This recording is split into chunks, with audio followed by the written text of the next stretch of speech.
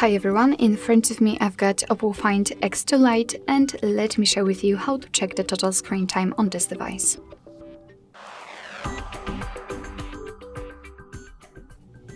So let's start with opening the settings and then scroll down to the very bottom to find digital well-being and parental controls.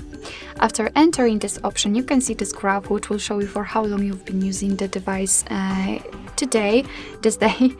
So as you can see, I've been using it for 5 minutes. We've got the unlocks and the notifications count, and most of the time I've spent on the settings and a little bit on the messages. Basically, all you have to do in order to check some further details is to tap either inside this graph or on the particular app.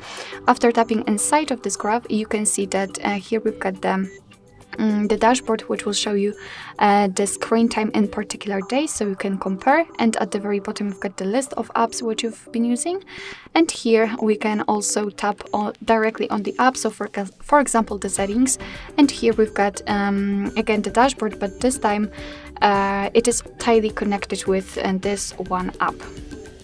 Alright, so basically this is it. This is how to check the total screen time in this device. Thank you so much for watching. I hope that this video was helpful, and if it was, please hit the subscribe button and leave the thumbs up.